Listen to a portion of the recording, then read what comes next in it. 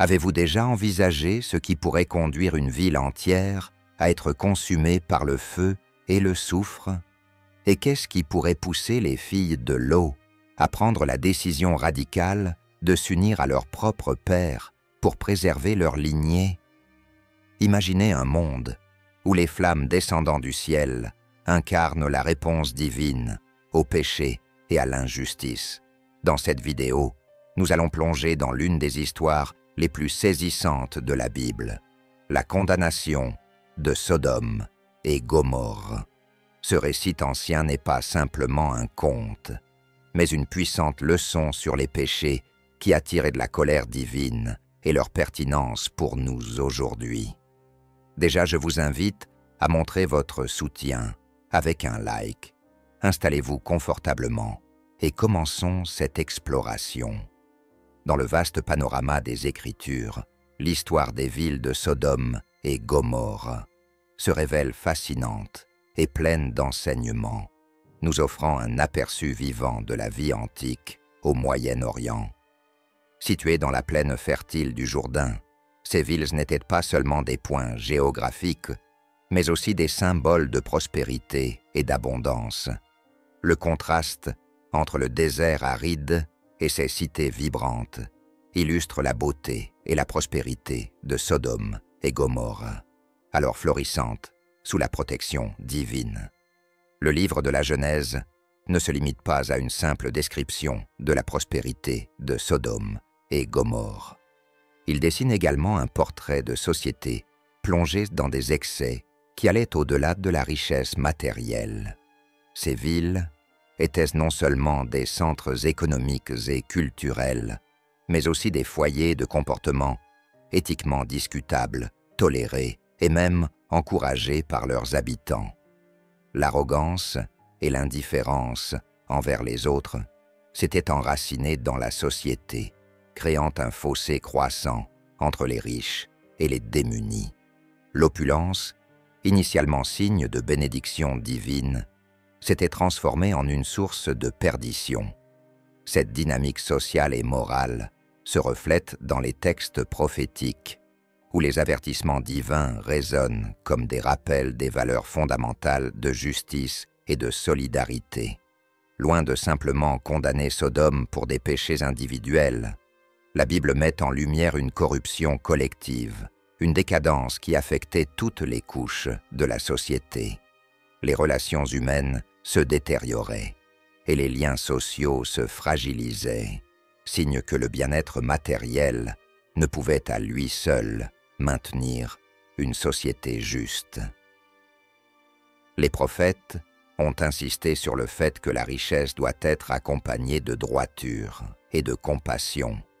L'exemple de Sodome et Gomorrhe est ainsi devenu une leçon intemporelle, une mise en garde contre les dangers de l'orgueil et de l'insouciance.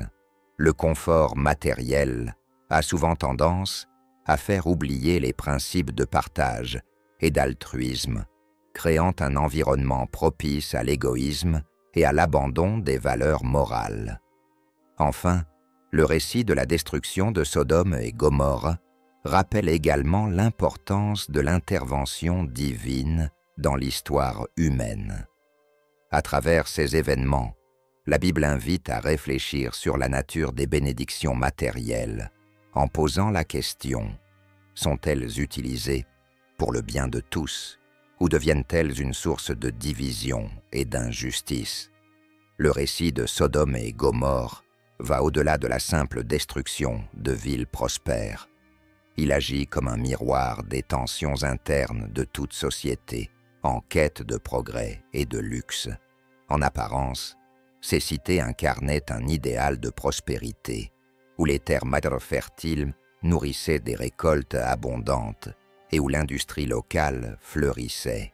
Mais cette richesse, sans cadre moral, ni sens de la responsabilité collective, se révélait être une bénédiction empoisonnée. L'égoïsme s'infiltrait dans les structures sociales, éloignant les habitants non seulement les uns des autres, mais aussi de la bienveillance divine. L'attitude des citoyens de Sodome face aux plus vulnérables met en lumière un autre aspect poignant du récit. Une société qui prospère au détriment de ses valeurs humaines finit par se désintégrer. La prospérité matérielle avait endurci les cœurs, et l'abondance avait donné lieu à l'indifférence et à la convoitise. Ézéchiel évoque ce phénomène en soulignant que l'orgueil, l'abondance de pain et l'insouciance sont devenus des caractéristiques permanentes, poussant les habitants à délaisser les faibles et les pauvres. Cet excès de confort et ce mépris des nécessiteux posaient un risque fatal, celui de provoquer la colère divine, un rappel que l'humanité n'est pas libre de négliger la compassion. À travers les âges, les théologiens ont vu dans Sodome et Gomorrhe un symbole d'avertissement. Augustin d'Hippone et d'autres penseurs chrétiens ont interprété ce récit comme une mise en garde contre les conséquences d'une vie centrée uniquement sur le plaisir et l'autosatisfaction. Ils ont également mis en avant l'idée que la véritable prospérité ne se mesure pas aux biens matériels, mais aux vertus qui la soutiennent. Le contraste entre la beauté extérieure de Sodome et sa pourriture intérieure sert à rappeler que la justice divine s'applique sans égard pour la puissance ou la richesse d'une société.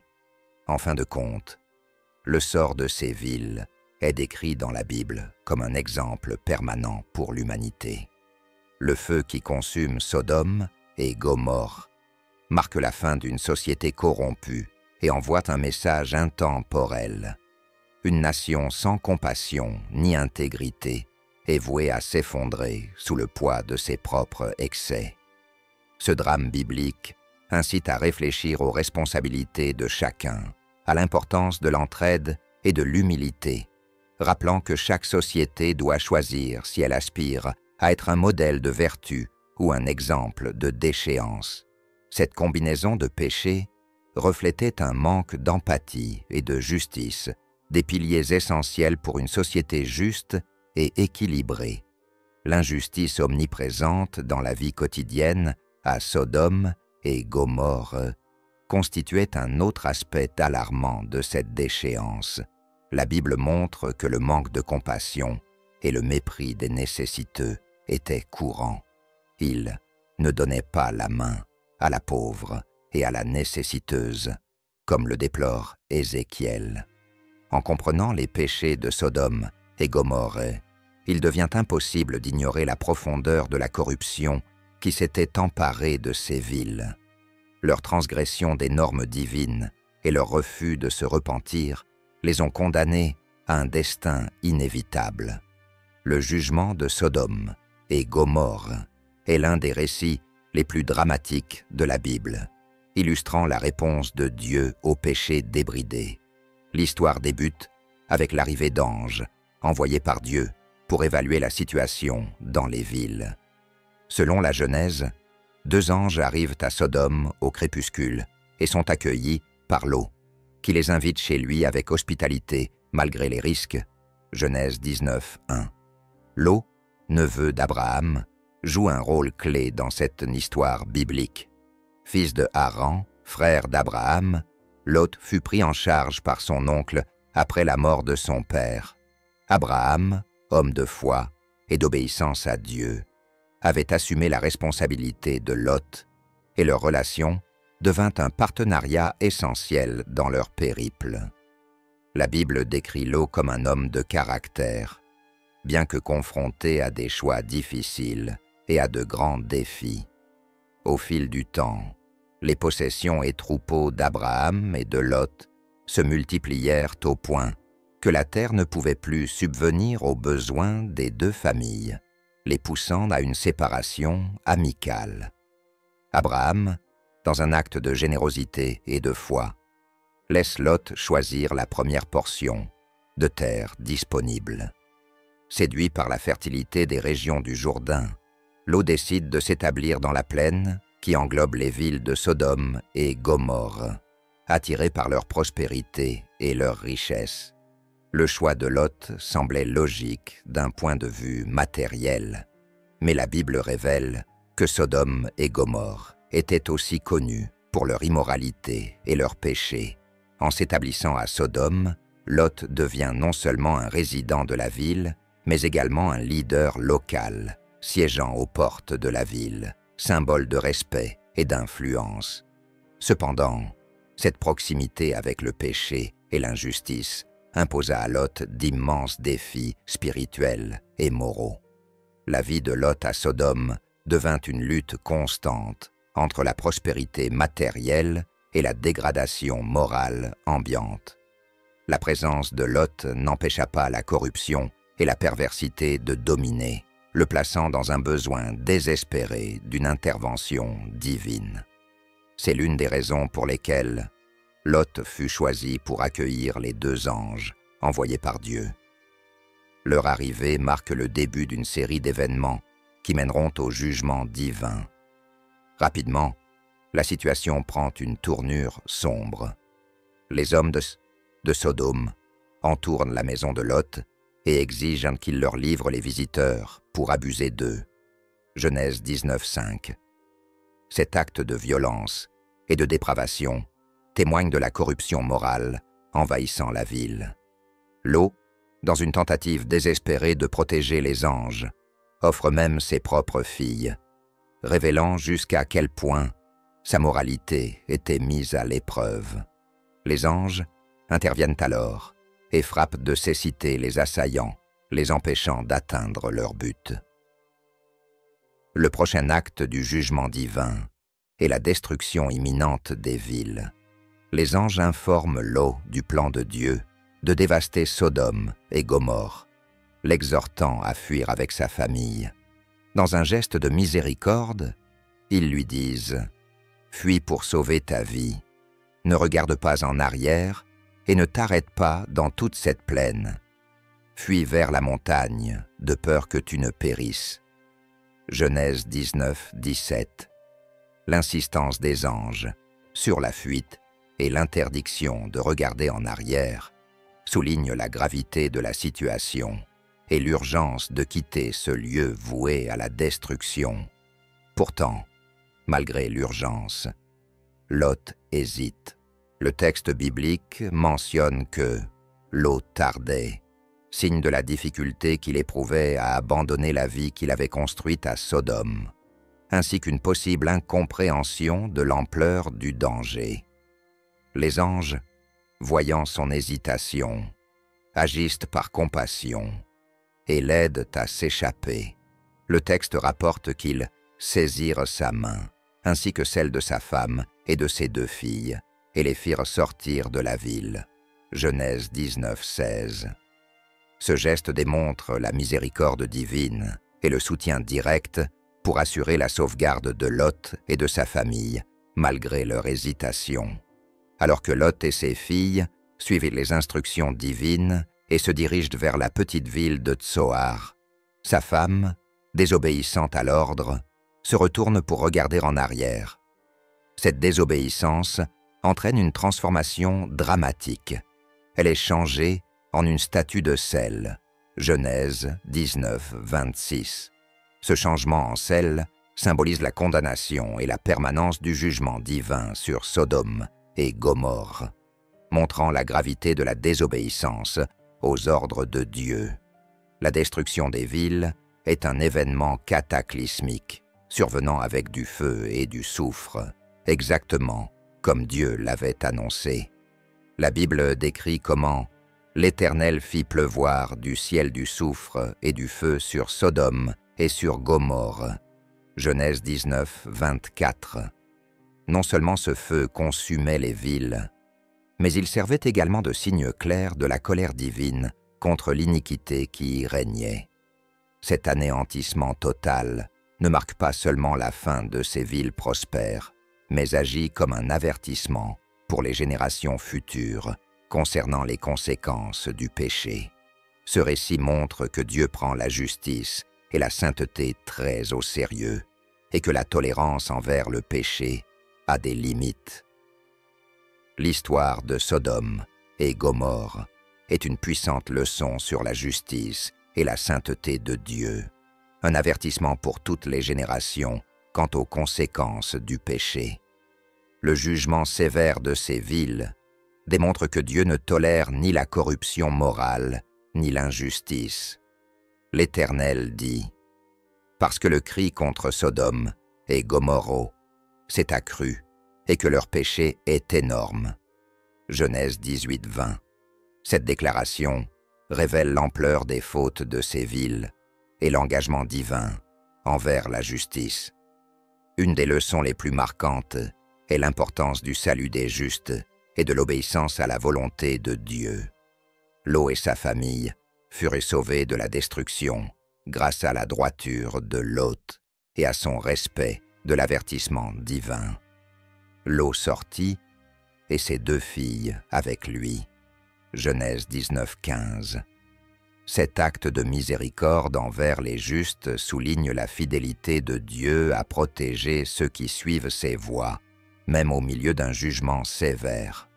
En outre, l'histoire souligne la nécessité de se détacher des influences corruptives du monde. L'ordre donné à Lot de ne pas regarder en arrière symbolise l'abandon des pratiques passées et le retrait des tentations du monde. Ce commandement est une instruction claire. Il ne faut pas s'attacher aux pratiques qui ont conduit à la destruction des villes. L'hésitation de Lot et la résistance à quitter la ville condamnée ont eu des conséquences tragiques pour sa femme, qui désobéit à l'ordre de ne pas regarder en arrière et fut transformée en statue de sel.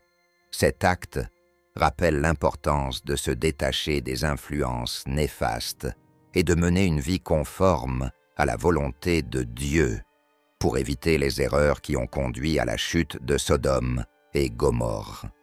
La destruction de ces villes est un avertissement clair que la justice et la sainteté de Dieu ne doivent pas être prises à la légère. La Bible souligne que le péché a des conséquences inévitables et que la justice divine est infaillible. Les leçons tirées de la destinée de Sodome et Gomorrhe nous appellent à une réflexion personnelle et à une vie en accord avec les principes divins. En méditant sur ces leçons, nous comprenons qu'elles conservent une profonde pertinence pour notre époque moderne. L'histoire de Sodome et Gomorrhe n'est pas simplement un récit ancien. Elle nous guide pour vivre une vie qui honore Dieu et rejette l'injustice. Le choix de Lot de résider à Sodome reflétait sa recherche de confort et de prospérité, mais ce choix l'a exposé aux conséquences du péché de la ville. Cette histoire démontre également comment nos choix peuvent influencer non seulement nos vies, mais aussi celles de ceux qui nous entourent. Les décisions de Lot et la tragédie qui s'ensuivit ont eu un impact profond sur sa famille et sur lui-même, rappelant que nos actions ont des ramifications étendues. Il est essentiel de rechercher la guidance divine dans nos décisions pour éviter des erreurs aux conséquences graves. Après avoir fui Sodome et Gomorrhe, la vie de Lot et de sa famille prit un tournant incertain et difficile. La famille se réfugia d'abord dans la petite ville de Tsoar, comme conseillée par les anges. Bien que Tsoar fût un lieu plus sûr que les régions avoisinantes, la peur d'une nouvelle destruction restait présente.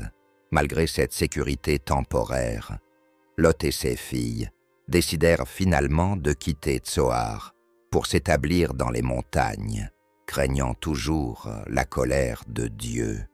Dans cet isolement, leur vie devint un tableau de survie et de simplicité, marqué par de nombreux défis et un éloignement des conforts qu'ils avaient autrefois connus. La Bible ne donne pas beaucoup de détails sur cette période, mais il est clair que Lot et ses filles vécurent des moments de privation et de difficulté, cherchant à reconstruire une vie loin de la civilisation qu'ils avaient connue. La situation se détériora encore davantage lorsque les filles de Lot, se sentant isolées et sans perspective d'avenir, prirent une décision extrême. Croyant être les dernières survivantes, elles décidèrent d'assurer la continuité de leur lignée en enivrant leur père et en ayant des relations avec lui. Cet acte controversé donna naissance à 2 fils, Moab et Ammon, ancêtres des peuples moabites et ammonites respectivement.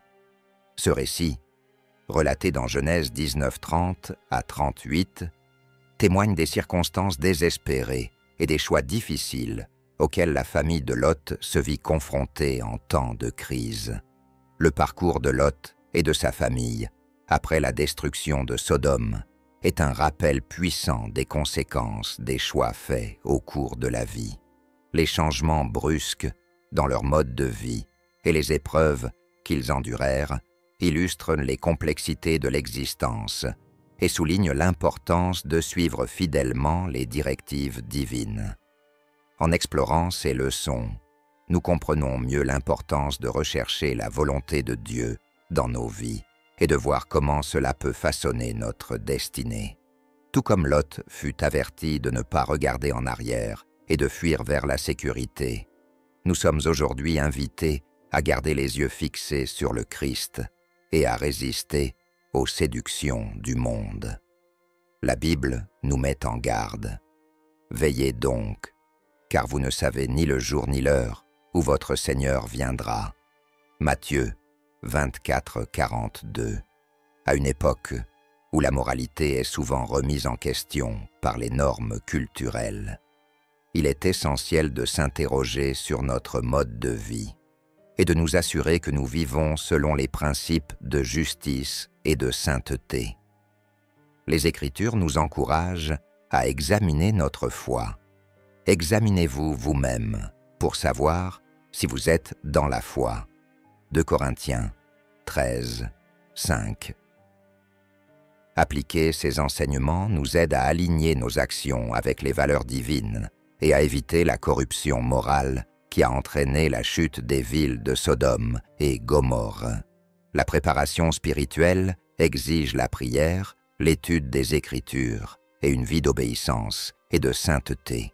L'apôtre Paul nous exhorte ainsi: « Veillez donc en tout temps, en priant, afin que vous ayez la force d'échapper à tout ce qui doit arriver et de paraître debout devant le Fils de l'homme. » Luc 20:1-36. Avec ces réflexions en tête, nous avançons dans la compréhension de ces principes, nous préparant à affronter les défis de la vie avec sagesse et détermination. Aligner notre vie sur les desseins de Dieu et maintenir une vigilance spirituelle constante est essentiel pour éviter les erreurs du passé. Si vous êtes arrivé jusqu'ici, laissez-nous un commentaire pour nous dire si cette vidéo vous a apporté un message positif. Merci d'avoir regardé. Prenez soin de vous et que Dieu vous bénisse.